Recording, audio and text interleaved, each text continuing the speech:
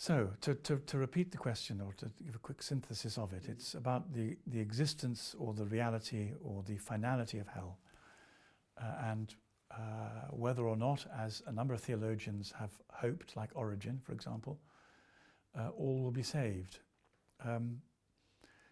Let's start with Julian of Norwich and say, so she had this conversation with the Lord, although for her it's set in the whole context of theodicy. Given the suffering in this world and the suffering in hell, are you sure you knew what you were doing when you set this whole thing up? And the Lord, rather like Job, says to her, I can't explain, and you wouldn't understand it if I did, but I promise you, it will all come out all right. And so the problem we have is how can it come out all right if hell continues? And I think the difficulty we have is that we're stuck inside time and space. And when we conceive of heaven and hell, I think very many of us think of heaven and hell as an extension of time and space. And that wouldn't be right. It's not that time and space don't in some way echo eternity, but we need to be very careful doing what the atheists accuse us of doing with God, and that is projecting onto eternity. So what we're struggling with is love, justice, and free will. So love says you can't have hell, everyone's got to be saved.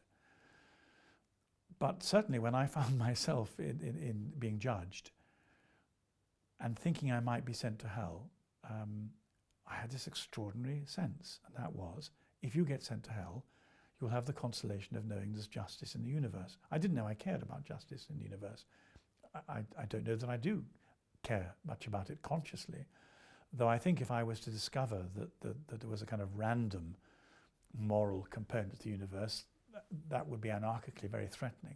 So I think probably we all care about justice more than we know. After all, we have a very, very deep-seated longing for it when it comes to paedophiles, mass murderers, fraudsters. There's a very powerful and primitive need for the truth to be told and people to be accountable. But more important than that, if we go to C.S. Lewis, God gives us what we want. He's very generous. He's dignified us with free will. He won't override us. It's one of the reasons we're like him. We're an image of God, this freedom. And so what he does is he invites us to either develop a taste for him or against him.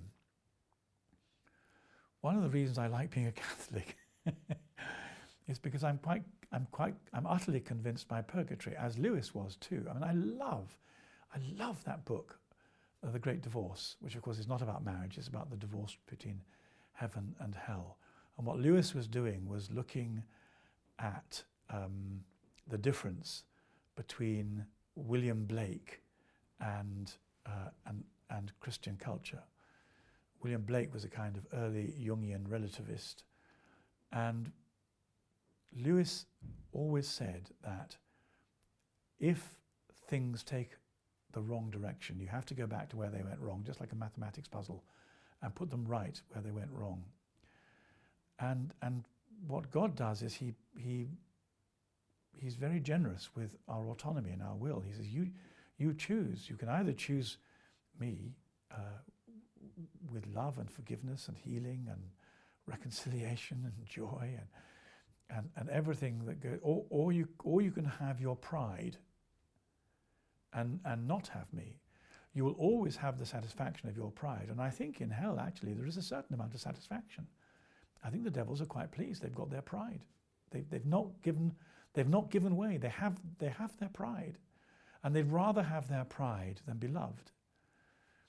So I think it's probably helpful not to see hell as a place of punishment or even necessarily of torment, because I think the real torment would be if people who had rejected God and preferred their pride had God inflicted on them, because he would melt them.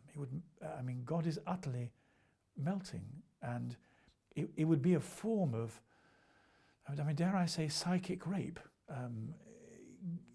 For God to impose himself upon upon creatures to whom he had given will would first of all be a contradiction. But it would probably be even more dreadful than to be given your pride and your will, even if that meant a distance between yourself and God.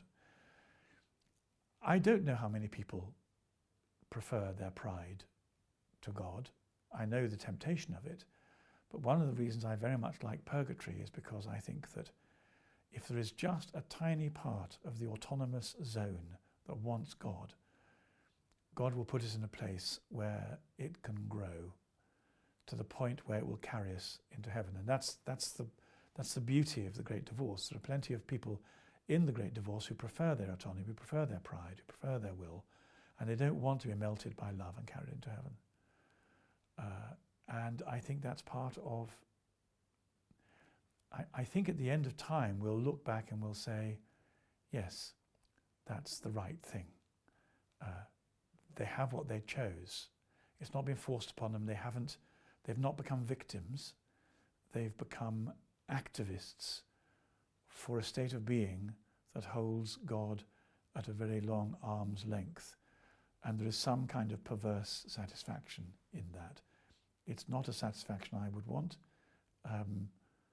but we can't just there is no mechanism for overriding it without completely undoing what we understand in terms of the beauty of the human personality, the beauty of choice. I mean, the whole glory of love is that it's freely responded to.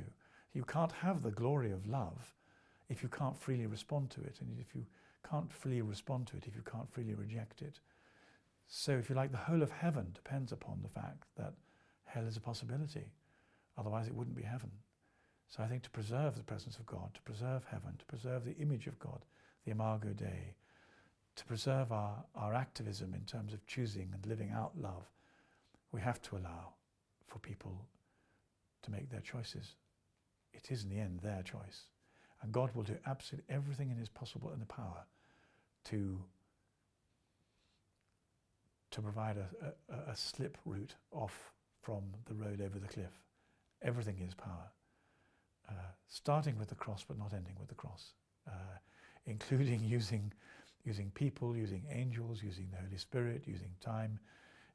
I think the number of chances that God gives to his children are limitless. If you want to see his motivation, look at our Lord talk about the lost sheep and the prodigal son.